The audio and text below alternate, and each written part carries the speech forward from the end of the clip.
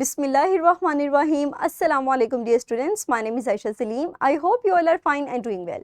Today in this lecture we are going to discuss another topic of chapter 8 that is about floating and sinking in terms of density. So आज के lesson के SLO में हम differentiate करेंगे अपनी दो terms को. First one is the floating and second one is sinking in terms of density. So lecture start करने से पहले हम थोड़ी सी discussion करेंगे. So what do you think about the concept of these two terms, floating and sinking? Discussed it with your friends next to you.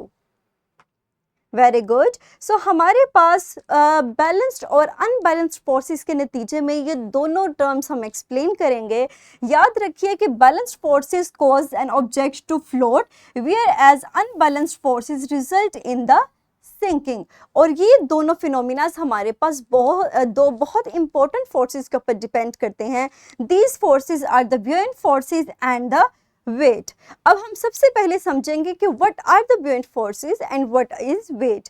सो हमारे पास अगर ब्यूएंट force को हम डिस्क्राइब करें तो these are the force that pushes an object upward when it is submerged in any fluid like water. But when it comes to weight, it is the downward pull of the object due to gravity. तो इस तरह से हमारे पास ये दो forces आती हैं जिसमें से एक है upward force and the second one is downward force. अगर ब्यूएंट फोर्स की बात करें तो ये डिपेंड करती है किसी भी ऑब्जेक्ट के वॉल्यूम पे. The volume of an object, the volume of the fluid that is displaced by an object and the density of the fluid. अगर किसी ऑब्जेक्ट का वॉल्यूम हमारे पास ज़्यादा होगा, it may be due to the trapped air spaces within that object or the density of the fluid. अगर ये दोनों फैक्टर्स हमारे पास ज़्यादा होंगे तो ब्यूएंट फोर्स ग्रेटर होगी. लेकिन इसी तरह अगर हम बात करें वेट की तो ये डिपेंड करता है किसी भी ऑब्जेक्ट के मास के ऊपर. अगर हमारे पास ऑब्जेक्ट का मास ज़्यादा होगा and the volume of the fluid displaced by that object is lower and the density of the fluid is also lower, तो हमारे पास weight ज़्यादा होगा as compared to the buoyant force. तो हमारे पास अगर ये सिनेरियो हो कि वेट ग्रेटर हो ब्यूएंट फोर्स की निस्बत तो ऑब्जेक्ट हमारे पास डेंसर होता है एज कम्पेयर टू फ्लूइड और वो सिंक हो जाता है. बिल्कुल इसी तरह जैसे ये आयरन नेल हमारे पास इस वाटर के बीकर में सिंक हुआ है, क्योंकि आप जानते हैं कि हमारे पास इसका स्ट्रक्चर कुछ ऐसा है कि इसके अंदर किसी भी किस्म की एयर स्पेसेस मौजूद नहीं है, इसीलिए ये इजीली इसमें सिंक हो गया है.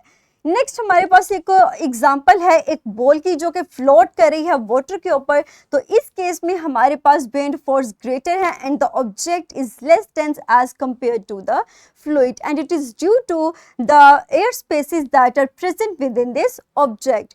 इसी तरह हमारे पास जो लाइफ जैकेट्स हैं उनके अंदर भी एयर स्पेसेस मौजूद होती हैं और उनकी भी ब्यूएंट फोर्स ग्रेटर होती है as compared to the weight और इसीलिए वो पानी की सरफेस के ऊपर इजीली फ्लोट करती हैं.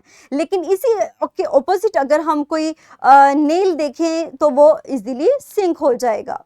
नेक्स्ट हम मूव करते हैं, इसको मज़ीद एग्जांपल्स के ज़रिए से समझते हैं. हमारे पास कुछ ऑब्जेक्ट्स हैं like cork, wood, aluminium and lead. अगर हम इनकी ब्यूएंट फोर्स और वेट को देखें तो in the first picture you can easily observe that the buoyant force is greater than the weight, so the object floats. Whereas in case of wood हमारे पास woods half उसके अंदर वुड सबमर्ज है क्योंकि wait हमारे पास ज़्यादा है, but still buoyant force is much greater than the weight of that object. इसी तरह अगर हम एल्यूमिनियम की बात करें तो ये कम्प्लीटली उसके अंदर मर्ज हुआ है and it is due to the weight of that object is equal to the buoyant force. लेकिन अगर हमारे पास वेट मज़ीद ज़्यादा हो जाए then the buoyant force like in case lead तो ऑब्जेक्ट हमारे पास पानी में सिंक हो जाती है. आपने इन तमाम सिनेरियोज के अंदर दो किस्म की फोर्सेस को कंपेयर किया जिसमें हमने वेट और ब्यूएंट फोर्स को देखा. हमने देखा कि with the passage of time जैसे जैसे हमारे पास वेट इंक्रीज करता जाएगा और आखिर में जब वो ब्यूएंट फोर्स की निस्बत थोड़ा सा ज़्यादा हो जाएगा तो ऑब्जेक्ट बिल्कुल ही सिंक हो जाएगा. नेक्स्ट हम मूव करते हैं कि अगर सिंपल टर्म्स में हम डिस्क्राइब करें तो हम कह सकते हैं कि डेंसर ऑब्जेक्ट सिंक करती हैं जबकि लेस डेंस ऑब्जेक्ट्स जो हैं वो फ्लोट करती हैं. जैसा कि आप देख सकते हैं इस पिक्चर में हमारे पास जो मोर डेंस ऑब्जेक्ट है लाइक एप्पल वो सिंक है, जबकि लेस डेंस लाइक हमारे पास जो डक है, जो टॉय डक है वो फ्लोट कर रही है.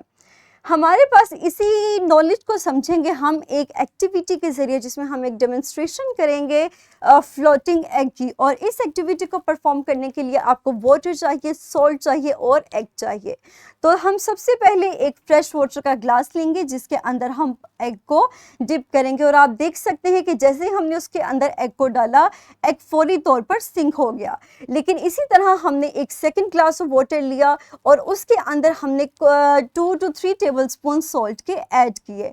अब याद रखिए कि जब हमने सॉल्ट इसके अंदर ऐड किया तो हमारे पास ये जो लिक्विड है ये ज़्यादा डेंस हो गया। और इसी तरह जब हम इसके अंदर एग को ऐड करेंगे तो वो सिंक होने की बजाय वो फ्लोट करना स्टार्ट कर देगा। तो इसी तरह हमारे पास ये डिफरेंस है इन दो चीज़ों के अंदर कि फर्स्ट पिक्चर के अंदर हमारे पास फ्लूइड जो लेस डेंस था as compared to the object, so the object sinks, whereas in the second picture the fluid is more dense than the object, so the object floats. Next हम चलते हैं अपनी कुछ activity की तरफ। यहाँ पर आपको कुछ ऑब्जेक्ट्स दी गई हैं। आप इन ऑब्जेक्ट्स को prepare these objects and examine that either these objects floats or sink in the water, and in order to perform this experiment you need a bucket of water.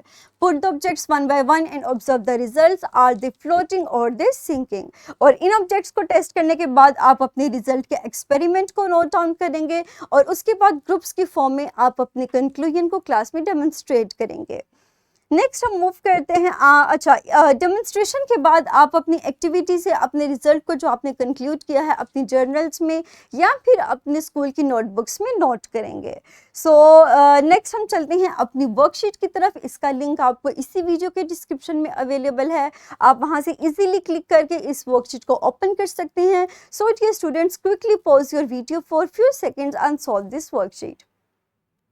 Very good. Next हम चलते हैं अपने homework की तरफ, that is skill 8.3 in which you have to conduct an experiment to distinguish that either the object is float or sink in terms of density, and you can easily open this skill sheet by scanning this QR code or the link of this is also given in the description of this video. So आप easily उसको click करके इस skill sheet को open कर सकते हैं और इसको सॉल्व कर सकते हैं। So that's all about today's lesson. मुझे उम्मीद है कि आपको आज का लेसन क्लियर हो चुका होगा।